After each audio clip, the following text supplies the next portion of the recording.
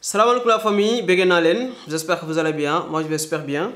Alors gars, je vais vous présenter BDR Compagnie pour yéen ñi nga xamanteni da ngeen tabax seen kër ba mu àgg ngeen bëgg a jëndee Istanbul ay carreaux, meubles, sanitaire ak leneen luy dem ci kër gi mën ngeen ko contacter ci numéro yi nii bu ko defee ngeen communiquer après mu dem fa bagage nekk daal di xool defal le prix après nga defal ko virement mu defal la sa commande dugalal la ko ci conteneur bi nga fay ko mu daal di ñëw Sénégal lépp ci professionnalisme, rapidité ak sécurité donc BDR Compagnie am leen jàmm. may takk omo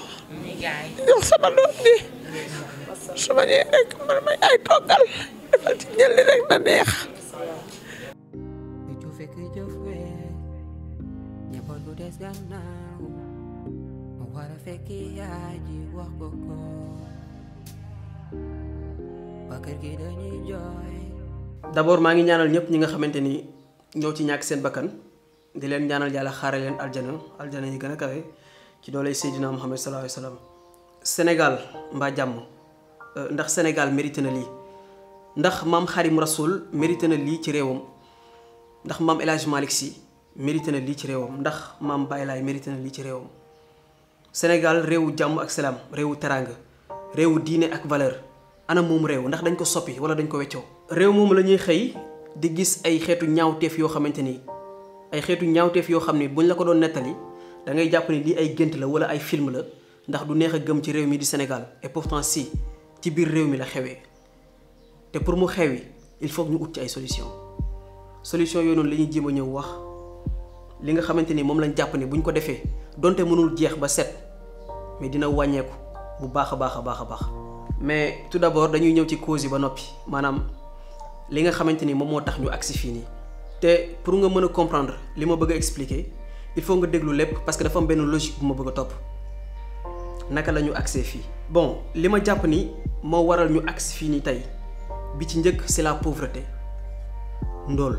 donte yàlla mënul mayloo ñëpp alal c'est sûr mais suñu réew mi am na nu mu doon doxee tey bu fekkee ñëpp duñu am alal ju ni gàññe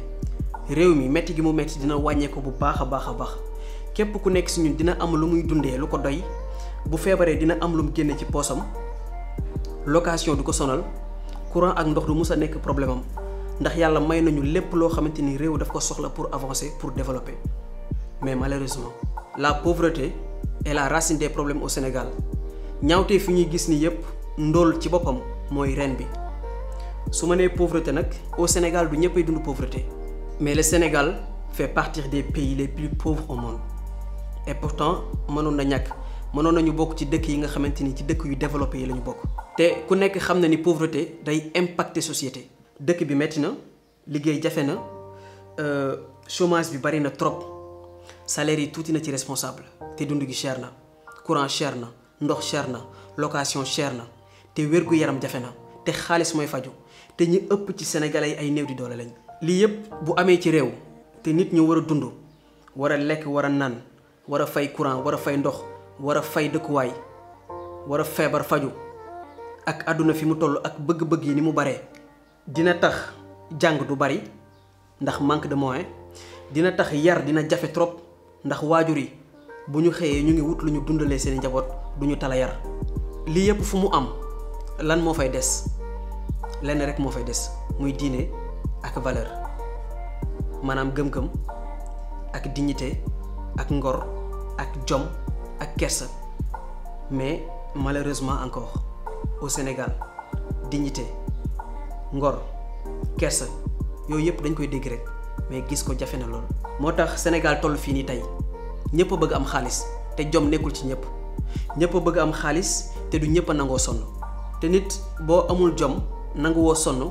te xaalis mënul ñàkk il faut nga am ko moo tax moyen bu nekk di nga ko trouver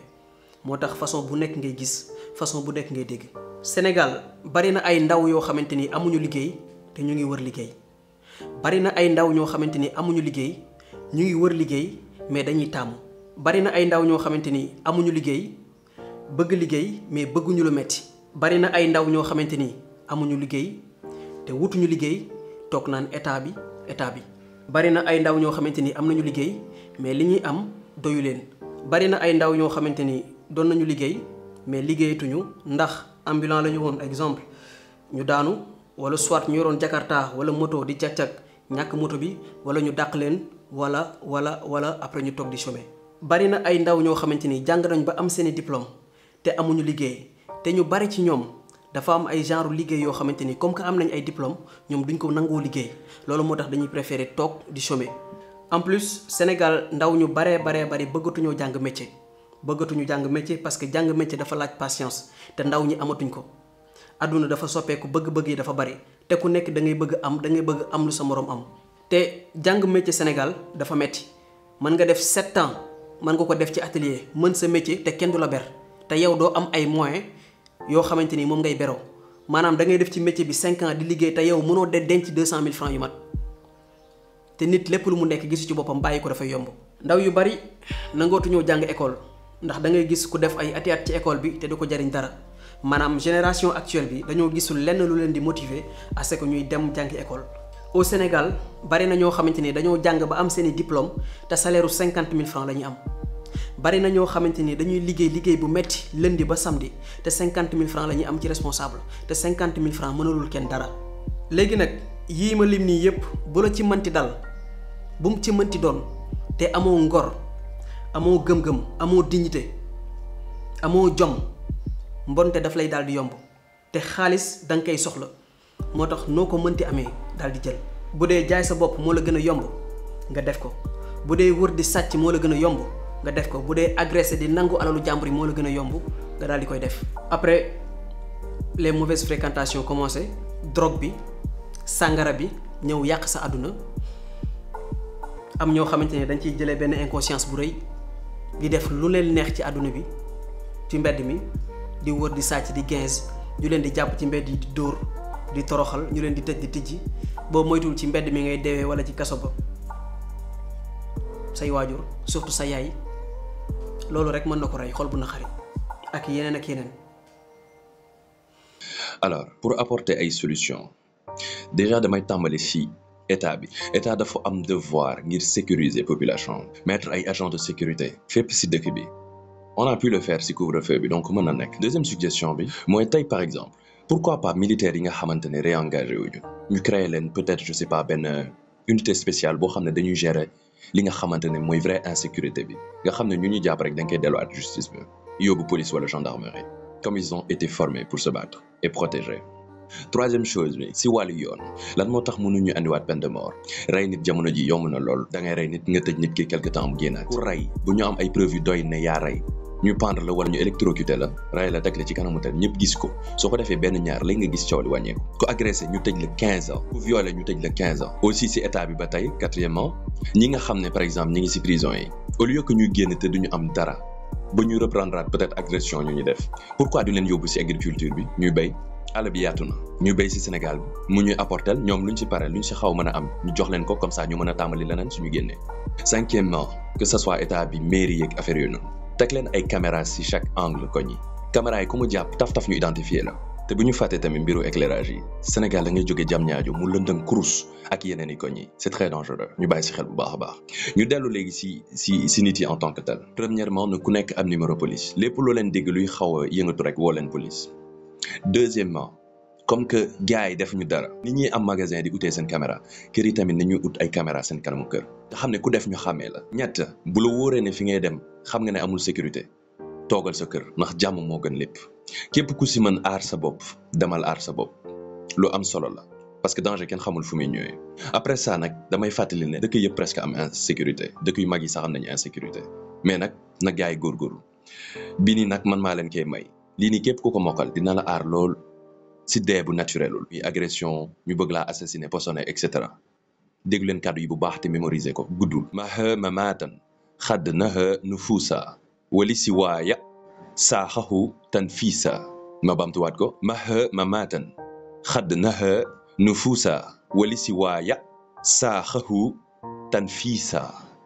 mokkal leen ko bu baax maa leen ko jox ñii di agressé moom lii laa leen di wax alal bi ngeen jël noonu wala di agressé nit yi